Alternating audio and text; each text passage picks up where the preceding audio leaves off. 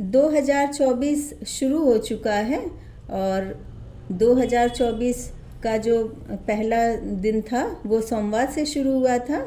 तो सोमवार के होने के कारण धर्म कर्म और उपलब्धि के लिए यह वर्ष बहुत ही सौभाग्यशाली है। और इस वर्ष जिनके कई वर्षों से कार्य जैसे रोजगार, व्यापार, शिक्षा में सफलता, आर्थिक स्थिति मजबूत होना, पति पत्नी के बीच मतभेद खत्म होना, या कई सालों से तलाक से जुड़े केस या कई सालों से लंबित कानूनी मामलों का निवारण होगा और कानूनी व्यवस्था और भी ज़्यादा सख्त होगी और हमारा भारत प्रगति और भी ज़्यादा प्रगतिशील होगा। और वहीं दूसरी तरफ महंगाई अपनी चरम सीमा पर होगी और बाढ़, सूखाग्रस्त, महामारी जैसी प्राकृतिक आपदा का देश को सामना करना पड़ेगा। और वहीं दूसरी ओर राजनीतिक उथल पुथल इतनी ज़्यादा होगी कि हमारे देश में गृह युद्ध जैसी स्थिति बन जाएगी और एक ही सत्ता पक्ष के लोग आपस में दुश्मन बन जाएंगे और सत्ता में इस कदर फेरबदल होगा कि परिणाम भारत के सभी स्थानों में देखा जाएगा। बेरोजगारी, महंगाई और अव्यवस्था की वजह से जगह जगह धरना प्रदर्शन, आगाजनी, रेल रोको आंदोलन और जनता के तीव्र आक्रोश का देश को सामना करना पड़ेगा। लेकिन इस वर्ष की सबसे बड़ी उपलब्धि ये होगी कि सभी धर्म के व्यक्तियों की धर्म के प्रति आस्था बढ़ेगी। Hello everyone, welcome to my YouTube channel. तो गाइस, जो भी मेरे वीडियो देखते हैं और मुझे सब्सक्राइब करते हैं, तो मैं आप सभी की हृदय से बहुत आभारी हूँ। और नया वर्ष 2024 शुरू हो चुका है और ये वर्ष आप सभी के लिए मंगलमय हो। तो हम जब पूजा पाठ करते हैं तो कई लोग तो ऐसे होते हैं जो कि बचपन से ही पूजा पाठ करते हैं, जिनके घर में पूजा पाठ का माहौल होता है, तो उन्हें ये नहीं मालूम होता है कि पूजा पाठ से क्या नुकसान है या क्या फ़ायदा है। तो बचपन से ही वो भक्ति करने लगते हैं तो उनको पूजा पाठ एकदम साधारण सा लगने लगता है। और कई लोग ऐसे होते हैं जिनके ऊपर बहुत ज़्यादा दुख और कष्ट आते हों या ज़िंदगी में कहीं हार गए होते हों, तो फिर उनको जब कहीं कोई रास्ता नहीं मिलता है तब वो भगवान की शरण लेते हैं। और जब वो भगवान की शरण लेते हैं तो उनको भी बिल्कुल भी ये लालच या स्वार्थ नहीं होता है कि मुझे कुछ मिलना चाहिए, क्योंकि उनका तो बहुत कुछ खो चुका होता है, बहुत कष्ट उठा चुके होते हैं। उसके बाद वो शांति के लिए ईश्वर की शरण में आते हैं। तो जब भी गाइस हम लोग पूजा पाठ शुरू करते हैं ना, तो कई लोगों को ऐसा लगता है कि हम पूजा पाठ तो शुरू कर रहे हैं लेकिन ना तो हमको पूजा पाठ की विधि पता है और किस तरह से पूजा पाठ का नियम होता है ये भी हमको नहीं पता है, तो हम कैसे पूजा पाठ करें। तो गाइस, ये पूजा पाठ का ना तो कोई ऐसा नियम है और ना ही कोई इसका सिलेबस तैयार रहता है कि हम जैसे एग्ज़ाम में सिलेबस के अकॉर्डिंग ही पढ़ करके एग्ज़ाम देते हैं, तो इसका कोई सिलेबस नहीं होता है। ईश्वर तो हमारे हृदय में रहते हैं और जो भी आपके इष्ट देव हैं तो उन इष्ट देव को आप अपने हृदय में बसा लीजिए और सोच लीजिए कि यही मेरा नियम है और यही मेरा पूजा पाठ है। और पूजा पाठ तो सभी व्यक्तियों के लिए बहुत ज़्यादा ज़रूरी होता है और जो भी पूजा पाठ है उसको अपने दैनिक जीवन की तरह उपयोग में लाना चाहिए। और सबसे ज़्यादा जो मंत्र प्रभावशाली होता है तो गायत्री मंत्र और या फिर महामृत्युंजय मंत्र, और उसके अलावा यदि जाप करना है तो जो सबसे शक्तिशाली जाप होता है वो ओम नमः शिवाय का जाप होता है या फिर ओम शांति, क्योंकि जो आप ओम नमः शिवाय का जाप करते हैं, जो ओम है, ओम से ही ज़्यादातर मंत्रों का जो आरंभ होता है वो होता है। और ये जो ओम शब्द होता है तो इससे ही ब्रह्मांड की उत्पत्ति है, अर्थात ये जो ओम नमः शिवाय या ओम शब्द होता है ये बहुत ही ज़्यादा शक्तिशाली होता है। और हमको जीवन में पूजा पाठ हमेशा ही करते रहना चाहिए। कभी ये नहीं सोचना चाहिए कि हम बहुत ज़्यादा बिजी हैं तो हम अपने बिजी टाइम में से हम पूजा पाठ के लिए कैसे समय निकालें, क्योंकि ये जो हमारा बिजी का टाइम होता है ये भी हमारे लिए बहुत ज़्यादा सौभाग्यशाली होता है कि हम अपनी लाइफ में इतने बिजी हैं। तो हमें इतनी बिजी लाइफ जो मिली है, अच्छी लाइफ मिली है, हमें गुड हैबिट जो मिली है, तो वो ईश्वर की वजह से मिली है। तो हमको अपना थोड़ा सा समय ईश्वर को जरूर देना चाहिए, क्योंकि ईश्वर ने हमको इतना बड़ा जीवन दिया है, मनुष्य का जीवन दिया है हमको। और जब हमको मनुष्य का जीवन दिया है तो हम 24 घंटे में से थोड़ा सा समय ईश्वर को दे सकते हैं। और ईश्वर को ये समय देने के लिए कोई ज़रूरी नहीं है कि इसके लिए बहुत देर तक आपको पूजा पाठ करनी होगी, भक्ति करनी होगी। तो जब आप स्टार्ट करेंगे पूजा तो आप सिर्फ 5 मिनट से ही कर सकते हैं। 5 मिनट एकांत में बैठ जाएं, आप ध्यान करें। और जब ध्यान करते हैं तो आप आस पास को, अपने चिंतन को, सब कुछ को भूल करके सिर्फ ईश्वर में रम करके उस वक्त ध्यान करें। तो आप इस तरह से 2-2, 4-4 मिनट ध्यान के बढ़ाते रहेंगे तो पूजा के प्रति आपकी आस्था भी होती जाएगी और आपका ध्यान भी लगेगा। और जो आपका मन इधर उधर विचलित होता है, एकाग्र नहीं होता है, तो जो आपका मन है वो भी एकाग्र हो जाएगा। और जब भी कभी आप रात में सोते समय ईश्वर का स्मरण करके सोना चाहिए। और जब मॉर्निंग में उठते हैं तो उठने के साथ कभी भी शीशे में अपना चेहरा नहीं देखना चाहिए और अपने हाथों की रेखाओं को देखना चाहिए इस तरह से। और फिर जैसे ही आप जमीन पर कदम रखते हैं तो आपको धरती को प्रणाम करना चाहिए, क्योंकि ये जो धरती है इसने हमको आसरा दिया है, तो ये भी हमारी माँ की तरह है। तो हमें इसके चरण स्पर्श जरूर से करना चाहिए।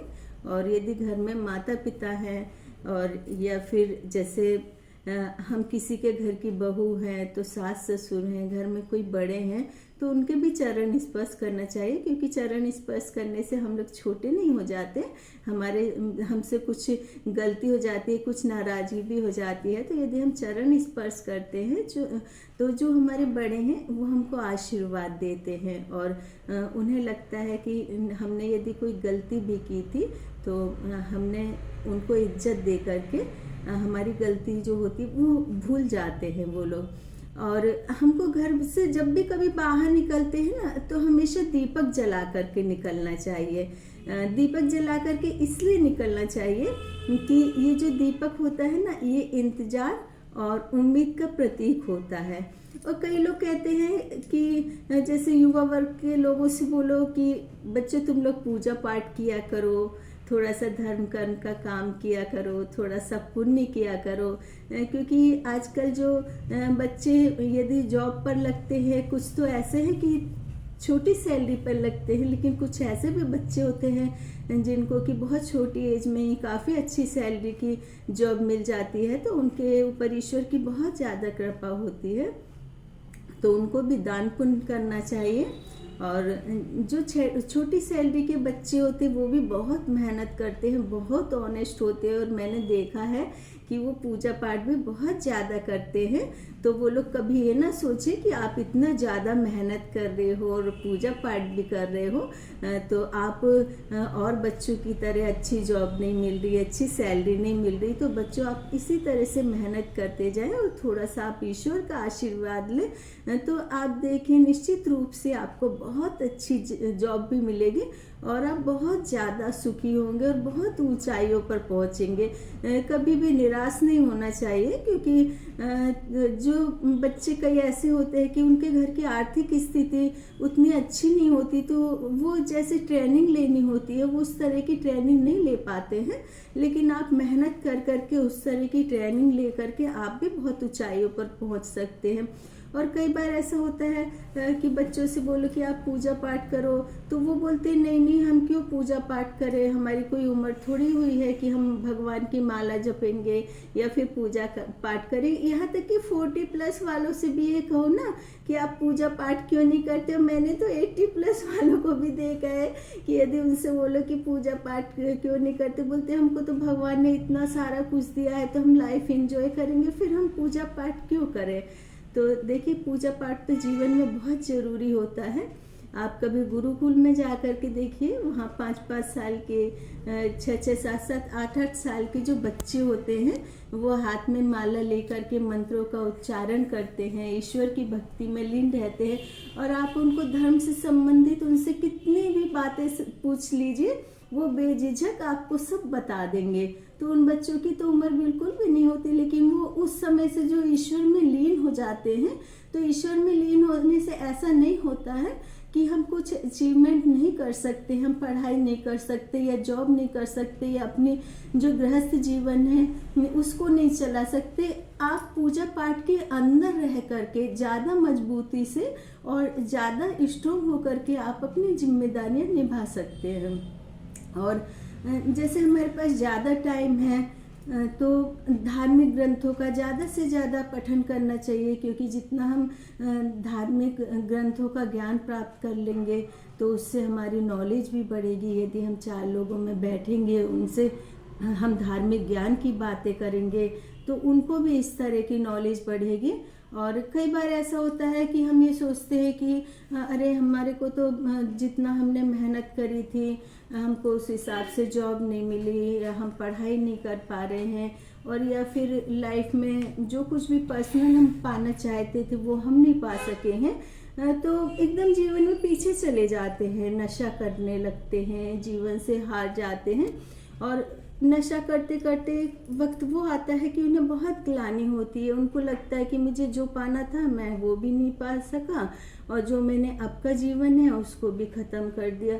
तो ऐसे समय में भी यदि ईश्वर की शरण में आप चले जाते हैं तो जो आपने खोया था वो तो आपको शायद मिल जाए, लेकिन जो आपने अपने शरीर को इस तरह से कष्ट दे दे करके बीमार होने लगे हैं तो वो भी आप ठीक हो जाएंगे। पावर मिलेगा आपको पॉजिटिव, जो कि आपको सही दिशा की तरफ ले जाएगा।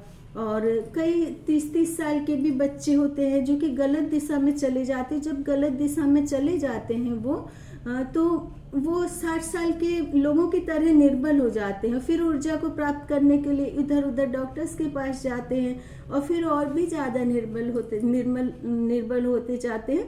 तो उनको ज़्यादा से ज़्यादा पूजा पाठ करना चाहिए, अच्छी बातें सोचना चाहिए, और ईमानदारी से, परिश्रम से, लगन से अपने कार्य को करते रहना चाहिए। और कई बार ऐसा होता है कि जो हमने खो दिया होता है, तो खोने से पहले जब जिन्हें नहीं खोए, जिनको लगता है कि जो चीज़ हमारे लिए मस्ट है, तो आप खुद उस तरफ सोचिए कि मैं इसको किस तरह से प्राप्त कर सकूं। क्योंकि यदि हमारे सामने जो चीज़ है और यदि हमारे सामने से वो जा रही है, हम उसको हमेशा के लिए खो रहे हैं, तो हमको ये सोचना चाहिए कि किस तरह से हम इस चीज़ को प्राप्त कर सके। और यदि आप नहीं चाहते कि इस चीज़ को प्राप्त नहीं कर सकते हैं, आपको ये चीज़ आपके काबिल नहीं है, तो फिर उस चीज़ के लिए आपको ना तो कोई पश्चाताप करना चाहिए, ना कोई ग्लानि करना चाहिए, और ना ही ये सोचना चाहिए कि वो चीज़ मुझसे पीछे छूट गई। क्योंकि एक बार जो भी वस्तु है या फिर आपकी पर्सनल लाइफ है, आपने उस चीज़ को ये कह कर कि नहीं ये मेरे तो काबिल नहीं है, तो वो ज़िंदगी में कहीं भी किसी भी मोड़ पे आपको मिल जाए तो फिर वो आपके काबिल रहेगी ही नहीं, क्योंकि आपने उसको पहले ही अपने काबिल नहीं समझा।